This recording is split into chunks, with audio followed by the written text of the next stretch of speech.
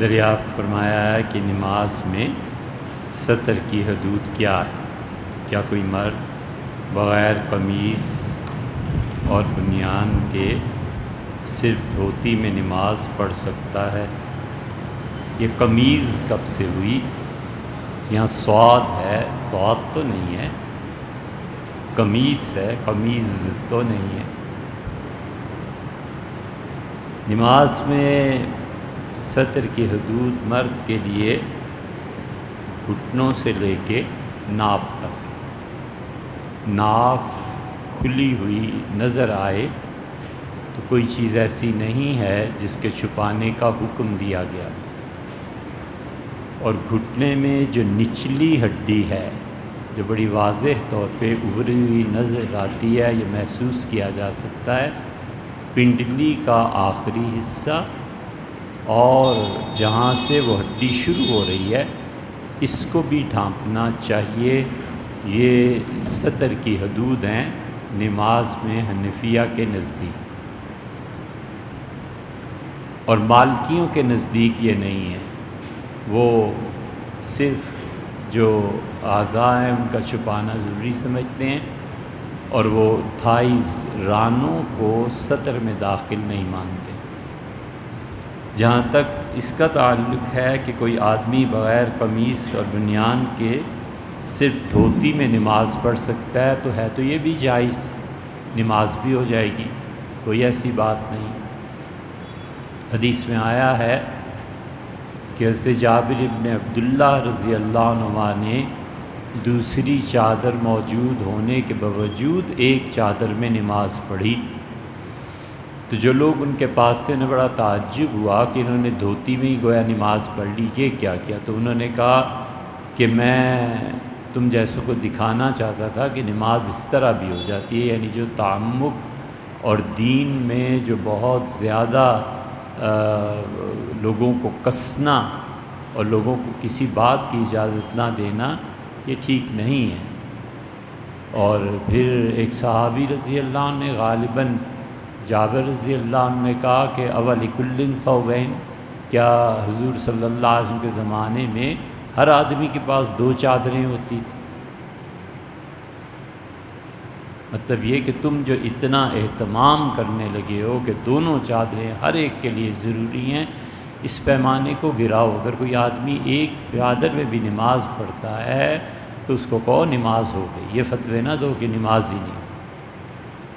اور حضور صلی اللہ علیہ وسلم کے زمانے میں یہاں تک حال تھا کہ ایک چادر باندھ کے لوگ بالکل پچھلی صف میں کھڑے ہوتے تھے، اس ڈر سے کہ وہ بے ستر نہ ہو جائیں، ایسے نہ ہو کہ ان کا جسم نظر آنے لگے۔ تو ستر تو یہ، اسی لیے حضور اقدس صلی اللہ علیہ وسلم نے اس معاملے میں نماز کے لوگوں کو سہولتیں جو آسانیاں دی ہیں، محدثین نے اس پہ بحث کی ہے، لیکن یہ سب یہ جواز ہے، جواز ہے، اور نماز ہمیشہ اس سے بہتر طریقے پر پڑھنی چاہیے۔ اللہ تعالیٰ فرماتے ہیں کہ خذوا زینتکم عند کل مسجد، اپنی ہر نماز کے وقت، ہر نماز کے وقت اپنے آپ کو سنوارو اور مسجد میں جاؤ۔ اسی لیے صحابہ رضی اللہ، اسی لیے رسول اللہ صلی اللہ علیہ وسلم نے فرمایا، ایک جمعہ تھا اور جو لوگ اونٹوں کو چراتے تھے وغیرہ وغیرہ، وہ آئے اور سردی کا موسم تھا اور انہوں نے پہنے ہوا تھا اون کا لباس، کھال کا لباس۔ تو جب وہ آ کے رسول اللہ صلی اللہ علیہ وسلم کے قریب بیٹھے تو اس سے قدرتی بات ہے کہ وہ فضا متغیر ہوئی، جو چیز پہنی ہوئی تھی اس کی بو سے، ناگوار بو سے۔ تو حضور صلی اللہ علیہ وسلم نے جمعے میں ہی ارشاد فرمایا کہ کیا تم سے یہ نہیں ہو سکتا کہ جمعے کی نماز کے لیے لوگ اپنے کپڑے الگ رکھا کریں؟ ایک جگہ فرمایا کہ کیا کسی سے یہ بھی نہیں ہو سکتا کہ اپنی نماز کی ادائیگی کے لیے الگ کپڑے رکھے؟ اور یہ بھی کہ جب نماز کے لیے آئے تو خوشبو لگائے۔ ہمارے ہاں لوگوں نے بالکل اس کو چھوڑ دیا ہے، اور سیدنا عمر رضی اللہ عنہ نے باقاعدہ بیت المال میں مد قائم کی اور فرمایا جتنی بھی مساجد ہیں پورے میرے عالم اسلام میں ہر ایک کو کہو کہ جمعے کے دن اور عید کے دن اپنی مساجد میں عیدگاہوں میں وہ خوشبو کا اظہار کرے۔ تو لہٰذا ہر مسجد میں سرکاری طور پر لکڑی، تیل، ایسی چیزیں بھیجی جاتی تھیں، عطر، جس سے خوشبو ہو، کیونکہ مسلمانوں کی ہر مجلس، مسلمانوں کا ہر اجتماع جہاں بھی وہ اکٹھے ہیں اس کے لیے مستحب ہے، بہتر ہے کہ لوگ خوشبو لگا کر جائیں۔ اسی لیے حضور صلی اللہ علیہ وسلم اس کا اہتمام کرتے تھے۔ تو اللہ نے کہا خذوا زینتکم عند کل مسجد، ہر نماز میں باقاعدہ اپنی تیاری کر۔ تیاری کا کیا مطلب ہے؟ کپڑے میں دو عیب نہ ہو۔ ایک عیب تو یہ نہ ہو کہ کپڑا پھٹا ہوا ہو، اور ایک عیب یہ نہ ہو کہ کپڑا گندا میلا ہو۔ دھلے ہوئے کپڑے پہننے چاہیے، خوشبو لگائے اس کی اپنی مرضی ہے، پھر تو وہ جتنا بھی کرے، لیکن اللہ نے کہا ہے کہ زینت، اور زینت کہتے ہیں عربی زبان میں اس چیز کو جو آپ اپنی خوشنمائی میں اضافے کے لیے کرتے ہیں، مثلا کنگھی کرنا، مثلا اچھے کپڑے پہننا، اللہ کے حضور میں حاضری ہے۔ بڑی اچھی مثال فقہا نے دی ہے، انہوں نے کہا ہر وہ لباس جسے پہن کے آدمی اپنے سسرال میں نہ جا سکے، اسے اللہ کے سامنے بھی نہیں جانا چاہیے، سیدھی سی بات۔ تو اس لیے بغیر قمیض اور بنیان کے نماز تو ہو جائے گی، اس میں تو شبہ نہیں، لیکن یہ اس وقار اور اس طریقے کے خلاف ہے جو حضور صلی اللہ علیہ وسلم نے لوگوں کو تلقین فرمایا۔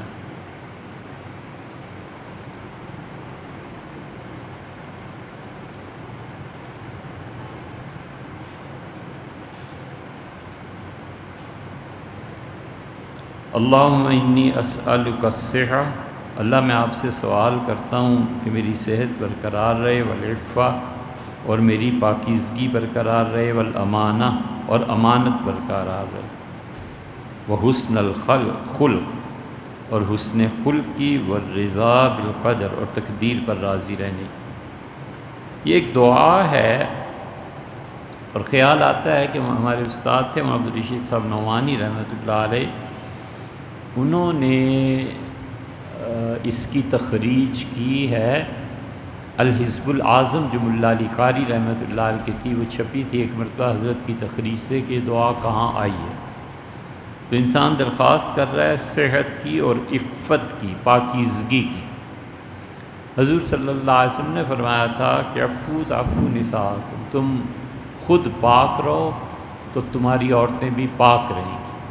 مطلب جب تم کوئی غلط سمت اپناؤ گے تو اس کا اثر تمہاری خواتین پر پڑے گا، اور وہ بھی بے حیائی میں کوئی باک محسوس نہیں کریں گی۔ اس لیے یہ جو آیا نا قرآن میں کہ الخبیثات للخبیثین، فحاشی پسند مرد ایسی عورتوں کو پسند کرتے ہیں، والطیبات للطیبین، اور جو پاک ہوتے ہیں خود وہ اپنی خواتین کے لیے بھی پاک رہنے ہی کو پسند کرتے ہیں، لیکن عملی زندگی میں کبھی اس کے برعکس ہوتا ہے۔ بہت سے مفسرین نے لکھا ہے کہ یہ بات حضور صلی اللہ علیہ وسلم کے دور میں تھی، اور ام المومنین حضرت عائشہ رضی اللہ عنہا پر جو تہمت لگی تھی، یہ آیت اس کے لیے نازل ہوئی تھی کہ تم جو تہمتیں لگاتے پھر رہے ہو، تو ہم تمہیں قاعدہ اصول بتاتے ہیں کہ ہمارے اس دور میں جو پاک مرد ہیں وہ پاک عورتوں کو پسند کرتے ہیں، جو ناپاک ہے وہ ناپاک کو۔ تو حضور صلی اللہ علیہ وسلم کو دیکھو کہ یہ پاک ہیں یا ناپاک۔ عائشہ رضی اللہ عنہ کا تو بعد میں ذکر کریں گے نا، پہلے ادھر دیکھ۔ وہ کہتے ہیں اس زمانے کے لیے نازل ہوئی۔ صاحب الربانی وغیرہ نے اس پہ بحث کی ہے کہ پاکیزگی، وہ خود پاک رہو، حضور صلی اللہ علیہ وسلم، تو عورتیں بھی پاک رہیں گی۔ اس کے بعد جو امانت کا لفظ آپ نے ارشاد فرمایا ہے، پوچھا ہے، یہ امانت صفت ہے، ایبلٹی، بس بہت سمپل بات۔ جو صلاحیت اللہ نے تمہیں دی ہے اس کو صحیح استعمال کرنا۔ ایک آدمی میں صلاحیت ہے اور وہ آدمی نظر اس کی تیز ہے، اور وہ کئی گز فاصلے پہ دیکھ سکتا ہے، اس صلاحیت کو غلط کاموں میں استعمال نہ کریں۔ یہ امانت ہے جو اللہ نے اسے دی تھی کہ یہ میری چیز ہے، میں تمہیں دے رہا ہوں، یہ واپس لے آنا۔ اللہ تعالیٰ نے اسے غضب کا دماغ دیا تھا، ذہانت دی تھی۔ اس ذہانت کے ذریعے لوگوں کے پیسے کو برباد کرنا، لوگوں کو دھوکہ دینا، لوگوں کا مذاق اڑانا، یا اس ذہانت کی وجہ سے لوگوں کو احمق سمجھنا کہ نہیں اتنی سی بات سمجھ میں نہیں آتی، یہ وہ صلاحیت ہے جو اللہ نے دی ہے، یہ امانت تھی، یہ اسے ضائع کر رہا ہے۔ اللہ تعالیٰ نے جسمانی طاقت دی ہے، اس طاقت کو قائم رکھے، اس طاقت کو ضائع نہ کرے، وگرنہ عمر کا ایسا حصہ آ جاتا ہے جب ان قوتوں کے لیے انسان ترستا ہے۔ تو یہ سمجھایا ہے کہ جو امانتیں ہم نے تمہیں دی، جو تمہاری صلاحیتیں ہیں، ایبلٹیز ہیں، ان کو اتنا ہی اسی طرح استعمال کرو جیسے میں نے اجازت دی ہے۔ ایسے نہ ہو کہ تم امانت میں خیانت کے مرتکب ہو جاؤ۔ اولاد دی ہے اللہ نے، یہ امانت ہے، اس لیے کہ اگر وہ غلط تمہارے پیسے کی وجہ سے، تمہارے عدم دلچسپی کی وجہ سے ہو گئے تو اللہ تم سے پوچھے گا۔ اسی لیے دو چیزیں حضور صلی اللہ علیہ وسلم نے فرمائی ہیں۔ ایک تو یہ فرمایا کہ تم میں سے کوئی آدمی اس بات سے غافل نہ رہے کہ اسے اپنی بیٹی اور اپنے بیٹے کی شادی کرنی ہے، اور اگر نہ ہونے کی وجہ سے وہ کوئی گناہ کر بیٹھے تو اس میں اللہ کے ہاں تمہاری تو پوچھ اس کی تو ہوگی سو ہوگی، مگر تمہاری بھی پہلے پوچھ ہوگی کہ تم نے یہ کیا کیا۔ اور اسی طرح ایک اور چیز میں بھی ہے، اللہ نے الغرض جتنی امانتیں دی ہیں، ان امانتوں کا خیال کرنا کہ یہ امانت۔ اسی لیے بہت سے مشائخ ایسے گزرے جن کے سلسلے تک ختم ہو گئے، انہوں نے کسی کو بیعت ہی نہیں کیا۔ انہوں نے کہا بھیا یہ بڑی ذمہ داری کا کام ہے، تمہارے لیے کون دعا مانگتا رہے گا، تمہارے لیے کون تمہاری تربیت کرتا رہے گا، تو یہ تعلق بس کہیں اور قائم کرو، ہم نہیں کر سکتے۔ اور لوگ ہزاروں میں بیعت کرتے چلے جاتے ہیں، انہیں پتہ ہی نہیں ہوتا کہ تربیت کیا کرنی ہے، کس کی کرنی ہے، کون کہاں پہ ہے، دعا کیا کرنی ہے، وغیرہ وغیرہ۔ بہت سے لوگ ایسے بھی۔ کھانا اور آذان سننے کے درمیان سلام کا جواب دینا چاہیے۔ آذان میں تو اس لیے نہیں دینا چاہیے کہ وہ حضور صلی اللہ علیہ وسلم نے بتا دیا ہے کہ جو مؤذن کہے وہی تم بھی کہو، وہ تو تفصیل سے کئی مرتبہ بیان ہو گیا۔ کھانے کا یہ ہے کہ کئی مرتبہ پہلی دن ملاقات ہوتی ہے، پہلی ملاقات ہوتی ہے کہ بڑے عرصے کے بعد دوست آئے، وہ کھانا کھا رہے تھے، یہ بھی اوپر سے آ گیا، اس نے دیکھا بڑے عرصے، اس وقت سلام کرنا درست ہے۔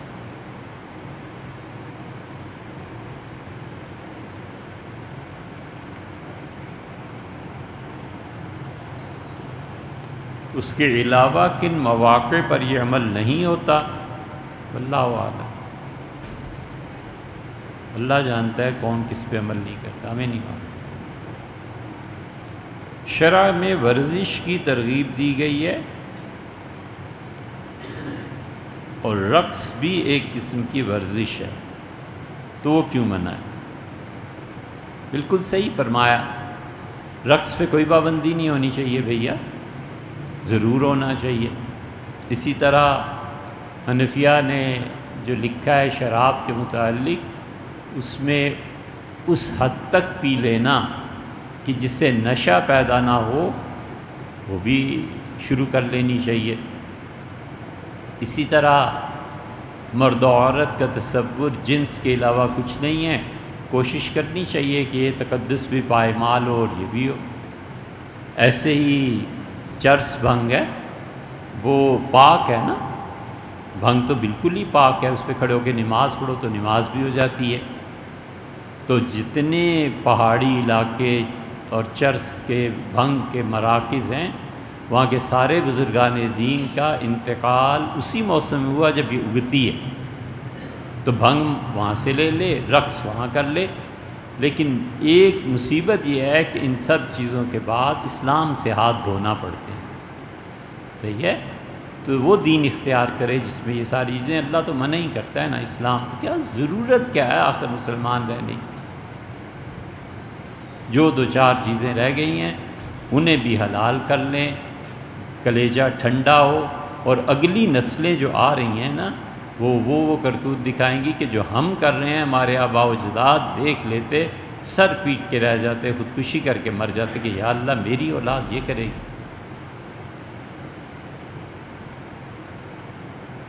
وہ جانور جو حرام نہ ہو تکبیر بھی پڑھی جاتی ہے، لیکن آج کل مشین پر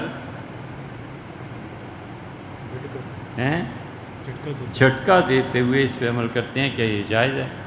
وہ جانور جو حرام نہ ہوں انہیں تکبیر پڑھے بغیر ذبح کرنا یہ درست نہیں ہے۔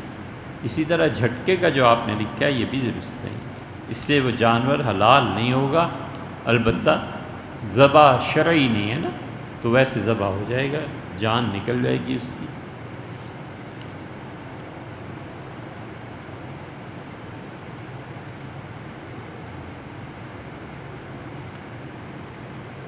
جب میت کو قبر میں رکھ کر بند کر دیا جاتا ہے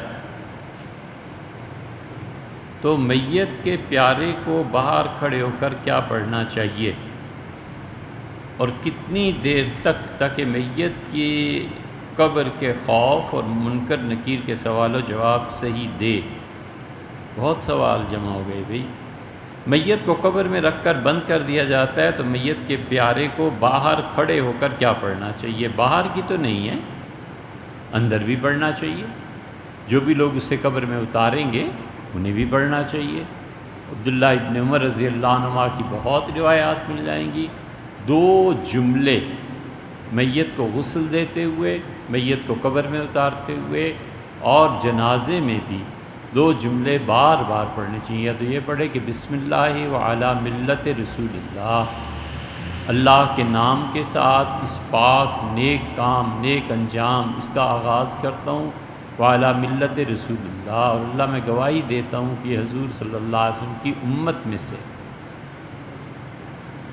اور یا یہ پڑھنا چاہیے کہ بسم اللہ وعلی ملت رسول اللہ، بسم اللہ وعلی دوسرا جملہ ذہن میں تھا اتر گیا، اچھا آ جائے گا انشاءاللہ۔ تو بسم اللہ وعلی سنت رسول اللہ، اللہ کے نام کے ساتھ اور حضور صلی اللہ علیہ وسلم مسلمان میت کی تدفین میں جو طریقہ بتاتے تھے اس طریقے کے مطابق، یہ بار بار پڑھنا چاہیے۔ بسم اللہ وعلی سنت رسول اللہ، بسم اللہ وعلی ملت رسول اللہ، یہ بار بار پڑھنا چاہیے، یہ گواہی ہوتی ہے۔ اور ایک جگہ آیا ہے رسول اللہ صلی اللہ علیہ وسلم نے فرمایا تم جانتے ہو جب میت ہوتی ہے تو اللہ کے فرشتے آ جاتے ہیں اور لوگ جو آپس میں گفتگو کر رہے ہوتے ہیں اسے لکھتے ہیں اور اللہ کو کہتے ہیں کہ اللہ یہ شہادت دی ہے، لوگوں نے یہ شہادت دی ہے کہ یہ آدمی حضور صلی اللہ علیہ وسلم، یہ شہادت دی ہے کہ آدمی ٹھیک تھا۔ تو یہ 2 جملے۔ اسی طرح قبر میں جب اتارنے والے جو ہیں انہیں بھی چاہیے کہ یہ جملے پڑھیں، بسم اللہ وعلی سنت رسول، بسم اللہ وعلی ملت رسول اللہ۔ اللہ نے بھی قرآن میں ملت ابیکم ابراہیم، یہ تمہارے دادا حضرت ابراہیم علیہ السلام کی ملت ہے، ان کی امت ہے۔ اور دوسری جگہ میں ہوا سماکم المسلمین، اور ابراہیم نے تمہارا نام مسلمان رکھا تھا۔ اور آپ کہیے کل بل ملت ابراہیم حنیفہ، کہ ہم اس ابراہیم کے پیروکار ہیں جو ساری خرافات شرک اور کفر سے لے کے باقی جتنی غیر ناپاک چیزیں اور غیر اللہ وہ ایک طرف ہو گیا تھا، یکسو ہو گیا تھا، تو کہو ہم اس کے پیچھے چلنے والے ہیں۔ یہ نہیں ہے کہ ہم یہودی ہیں یا عیسائی ہیں، بل ملت ابراہیم ابراہیم علیہ السلام کی ملت پہ ہیں ہم۔ پھر دوسری بات آپ نے یہ فرمائی ہے کہ باہر کھڑے ہو کے کیا پڑھنا چاہیے؟ باہر کھڑے ہو کے اسے تلقین کرنی چاہیے۔ اس پہ ایک وقت میں ڈاکٹر طاہر القادری صاحب کی ایک کیسٹ آئی تھی، لوگ بیچارے جانتے نہیں تھے، اس لیے انہوں نے طاہر القادری صاحب کا بہت مذاق اڑایا، بہت زیادہ حالانکہ جنہوں نے مذاق اڑایا وہ گناہ گار بھی ہوئے، انہیں چاہیے توبہ بھی کریں۔ طاہر قادری صاحب نے قبر کی تدفین، قبر کے بند کرنے کے بعد انہوں نے تلقین میت کی تھی، اور وہ بالکل ٹھیک ہے۔ ہمارے حنفی فقہا نے اسے لکھا ہے تحتاوی علی الدر، اور خود در مختار میں دیکھنا چاہیے۔ حنفی سب اس کی حنفی یہاں تک گئے ہیں کہ وہ کہتے ہیں تلقین میت مستحب ہے، اور نہ کرنا یہ معتزلہ کی طرف سے یہاں آیا ہے، اور یہ بھی لکھا ہے کہ معتزلہ نے ہماری کتابوں میں تحریف کی ہے۔ تلقین میت کو تلقین کرنا وہ اہل تشیع اور اہل سنت دونوں میں کامن چیز ہے۔ اہل تشیع میں سے کوئی کھڑا ہوتا ہے اس میت کی قبر پہ، اور وہ کہتا ہے کہ کہو میں اللہ پہ ایمان لایا، حضور صلی اللہ علیہ وسلم پہ، اور امامت برحق ہے۔ سیدنا علی، ان کے بیٹے حسین، ان کے بیٹے زین العابدین، ان کے بیٹے باقر، ان کے بیٹے جعفر صادق، ان کے بیٹے موسیٰ کاظم، سارا وہ پڑھتا ہے کہ ان پہ ایمان کی گواہی دینا۔ ہمارے ہاں تلقین میت ہے، لیکن اس کے الفاظ مختلف ہیں کہ میت کو کہا جائے کہ تمہارے پاس جب فرشتے آئیں تو اس بات کی گواہی دینا جس پہ تم اپنی زندگی میں تھے، کہ میں اللہ تعالیٰ کو ایک مانتا ہوں، اس کا کوئی شریک نہیں، انبیاء علیہ الصلوۃ والسلام پر میرا ایمان ہے، رضیت باللہ ربًا، اور یہ کہنا کہ میں اللہ کے پروردگار ہونے پہ خوش ہوں، وبالاسلام دیناً، اور اسلام میری زندگی میں ایک کوڈ آف لائف تھا، ایک زندگی کا طریقہ تھا، وب محمد صلی اللہ علیہ وسلم نبیہ، اور میں حضور صلی اللہ علیہ وسلم پر بھی ایمان لایا اس زندگی میں بھی اور اس زندگی میں بھی۔ یہ تلقین کے جملے متعین نہیں کیے، طبرانی کی روایت میں بھی آیا ہے، لیکن تلقین کے جملے متعین نہیں ہیں، اسے آگے پیچھے کیا جا سکتا۔ اردو میں تلقین کرے، آہستہ آواز سے، کوئی چیخنے اور بلند آواز کی ضرورت نہیں ہے۔ اس لیے پرانے حضرات نے یہ لکھا، پھر کچھ حضرات نے کہا کہ اس میں یہ بھی اضافہ کرنا چاہیے کہ قرآن میرا امام ہے۔ پھر فتاوی رضویہ میں یہ جو قید ہے نا کہ الفاظ متعین نہیں ہیں، اس کا بھرپور فائدہ اٹھایا مولانا مرزا خان صاحب نے، انہوں نے آگے بھی عبارتیں اس کی لکھی ہیں، اس لیے کہ بنیادی طور پہ وہ فقیہ آدمی تھے، وہ جانتے تھے کہ کوئی بھی دعا مخصوص نہیں ہے، بلکہ اپنی زبان میں اسے تلقین کرنا ہے کہ اللہ کے فرشتے آئیں تو یہ کہیں۔ اس پہ بہت تفصیل سے بات ہو چکی، اسی لیے پریشانی ہوتی ہے کہ بار بار ان چیزوں پہ بات کرنا وہ پھر مسئلہ بن جاتا ہے وقت کا۔ اچھا، اگلا سوال کیا آپ نے کہ منکر نکیر کے سوال و جواب صحیح دے۔ بہت سے طریقے ہیں، یہ کر دے تلقین۔ ویسے منکر نکیر کے سوالات سے بچنے کے لیے ایک یہ بھی ہے کہ روزانہ رات کو سونے سے پہلے سورہ یاسین پڑھ۔ حضور صلی اللہ علیہ وسلم جو سورہ یاسین رات کو اس نیت سے پڑھتا رہے کہ اللہ اس سے راضی ہو جائے، اس پہ عذاب قبر نہیں ہے۔ اور بھی بہت سی چیزیں تاکہ وہ جہنم سے بچ جائے۔ جہنم ہے ویسے غلط چیز، لیکن اسے غلط لکھنا کوئی فرض واجب نہیں ہے، اردو میں بہرحال صحیح لکھنا چاہیے۔ اور قبر میں کامیاب ہو جائے، قبر میں کیسے کامیاب ہو گئے؟ آخرت، تاکہ ہم آخرت میں کامیاب ہو جائیں اور قبر کے عذاب سے بچیں۔ قبر کے عذاب سے بچنا کیا دشوار ہے؟ عمر بھر جھوٹ نہ بولے، سیدھی سی بات۔ اس لیے جو یہاں سچ اور جھوٹ بولنے میں کوئی دریغ محسوس نہیں نہ کرتا، قیامت میں اس کی گواہی رد کر دی جائے۔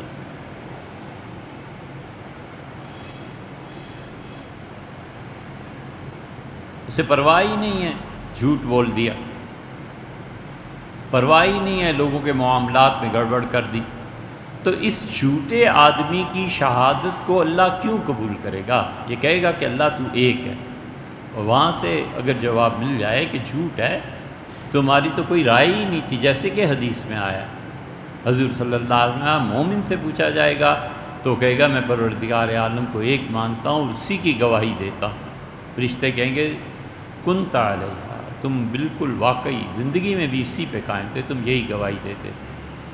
اور منافق سے پوچھیں گے تو کہے گا ہاں ہاں لا ادری، ہائے ہائے مجھے کچھ پتہ نہیں، میں نے وہی چیز دنیا میں کہی جو لوگ کہتے تھے، باقی مجھے کچھ پتہ نہیں۔ کہ اس نفاق والے اور دوسرے ظلم نہ کریں، بہت بری چیز ہے، بہت بری چیز۔ مظلوم ہو جانا اچھا ہے، ظلم نہ کرے۔ کسی نے اگر دعویٰ کر دیا کہ تم نے اتنے پیسے دینے ہیں، حالانکہ نہیں دینے، وہ ظلم کرتا ہے، کچھ کرتا ہے، مقدمہ یہ وہ، ہو سکے تو اس سے جان چھڑانی چاہیے، مظلوم نہ بنے آدمی۔ لیکن اگر کوئی مسئلہ آ جائے نا ایسا، ظلم نہ کرے، ظالم نہ بنے۔ یہ ظلم قبر کو تاریک کرتا ہے، یہ اس کی خصوصیت ہے، اور سچ قبر کو منور کرتا ہے۔ اللہ نے اسی لیے کہا یوم ینفع اللہ الصادقین بصدقہم، ہاں وہ دن جس دن سچے لوگوں کو سچ کا نفع ملے گا۔ سچ کی بڑی مصیبت اور سب سے بڑا عذاب یہ ہے کہ سچ بولنے والا تنہا ہو جاتا ہے، مگر اس تنہائی کے بدلے میں قبر آباد ہو جاتی ہے۔ اور جھوٹ بولنے والے کا عذاب یہ ہے کہ دنیا میں اس کے مجمع لگتے ہیں، سب سنتے ہیں، جھوٹ بول کے پیر بھی خوش ہے، مرید بھی سر سنتے ہیں، مگر قبر میں پہنچ کے تنہائی ہو جاتی ہے۔ تو چاہے تنہائی یہاں اپنا لے، چاہے وہاں اپنا لے، چاہے یہاں محفل سجا لے، چاہے وہاں محفل سجا لے، ایک ہی کام ہو سکتا ہے نا، ایک وقت میں دونوں کام تھوڑی ہو سکتے ہیں، یہاں جھوٹ بھی بولتے رہو اور قبر بھی تمہاری اچھی رہے، یہ نہیں ہوتا۔ پھر سچ بولنے والے نے قربانی کس چیز کی دی؟ اسی لیے اللہ کہتا ہے لمحجوبون، جو لوگ جھوٹ بولتے، جو لوگ کفر کرتے رہے، قیامت کے دن اللہ ان سے پردہ کر لے گا۔ تو اللہ پردہ کرے گا اس وجہ سے کہ یہ لوگ جھوٹے ہیں، تو پھر اللہ اپنا دیدار کروائے گا ان کو جو سچے ہیں، تبھی تو جا کر یہ عذاب بنا۔ اگر سارے ہی دیکھیں خدا کو، سچے بھی اور جھوٹے بھی، تو پھر کس بات ہے؟ دنیا بگاڑ دی، برباد کی، اور آخرت میں سب اکٹھے ہو گئے، یہ تو نہیں ہوتا۔ اسی لیے اللہ یوم ینفع اللہ الصادقین بصدقہم، اور جس دن لوگوں کو نفع ملے گا ان کے سچ بولنے کا۔ اور اسی لیے اللہ نے فرمایا کہ اللہ سے ڈرو وکونوا مع الصادقین، اور زندگی سچے لوگوں کے بیچ میں گزار، ان کے درمیان گزار، کیونکہ پھر انسان آہستہ آہستہ سیکھتا ہے۔ ایک صاحب نے تھانوی رحمۃ اللہ علیہ کو لکھا کہ غصہ بہت زیادہ ہے اور مارنے مرنے پہ اتر آتا ہوں۔ حضرت رحمۃ اللہ نے جواب میں لکھا کہ لکھنؤ میں فلاں جگہ پہ ایک صاحب ہیں، کتابوں کی دکان کرتے ہیں، آپ ان کی دکان پہ جا کے بیٹھا کیجئے، تھوڑی دیر بس وہاں بیٹھا کیجئے۔ وہ بڑے حیران ہوئے، بیٹھتے رہے، تھوڑی دیر بعد تبدیلی بھی کچھ عرصے میں آ گئی۔ وہ آئے تھانہ بھون تو حضرت سے پوچھا کہ حضرت یہ کیا بات، نہ آپ نے کوئی ذکر بتایا نہ دعا بتائی، بس یہ فرمایا۔ حضرت نے فرمایا وہ آتا رہتا ہے اور میں جانتا ہوں اسے غصہ آتا ہی نہیں ہے، تو میں سوچ رہا تھا کہ اس کا کیا علاج کیا جائے، تو تمہارا آ گیا خط، تو میں سمجھ گیا کہ تم وہاں جاؤ تاکہ تھوڑا سا غصہ ادھر کو جائے اور تھوڑا سا اس کی طبیعت کی نرمی کا حصہ تمہارے پاس آئے، کیونکہ صحبت سے جنس بدلتی ہے۔ یہ علاج تھے، یہ طریقے تھے۔ اور مرنے سے پہلے کیا کرنا چاہیے؟ ہاں یہ تو ہو گئی بات۔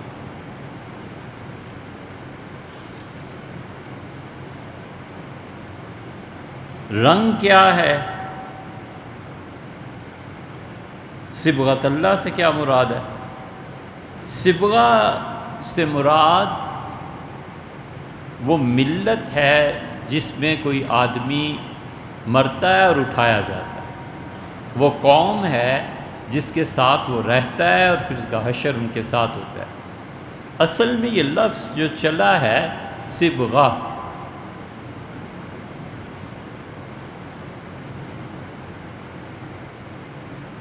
ڈبونے کے معنی میں، وَشَجَرَةٌ تَخْرُجُ مِن طُورِ سِینَاء، اور کیا ہی اچھا درخت ہے جسے ہم نے اگایا ہے سینا پہاڑ پہ مصر میں، تُنبُتُ بِالدُّہْنِ، اتنی چکناہٹ ہوتی ہے اس میں کہ گویا ابھی یہ چکناہٹ اس سے گری، گویا اس پھل سے ابھی باہر آئی۔ صبغا للآکلین، کھانے والے اس میں روٹی کو ڈبو کر کھاتے ہیں۔ یہ اللہ تعالیٰ نے فرمایا ہے زیتون کے متعلق کہ زیتون کا تیل کھانا لوگوں کو اس سے ثواب ملتا ہے۔ حضور اقدس صلی اللہ علیہ وسلم نے اسی لیے فرمایا کہ جس کے گھر میں زیتون ہے اس کے لیے یہ سالن کافی ہے، یا تو یہ کہا کہ جس گھر میں سرکہ ہوگا وہاں فاقہ نہیں جائے گا، اور یا یہ کہا کہ فاقے سے بچنے کے لیے سرکہ کافی، یعنی اگر تمہارے گھر میں سرکہ ہے تو اب تمہیں اور کیا سالن چاہیے، کھانا کھاؤ، روٹی کھاؤ اس میں ڈبو کے۔ اسی طرح دوسری چیز یہ ہے، تیسری چیز دودھ ہے۔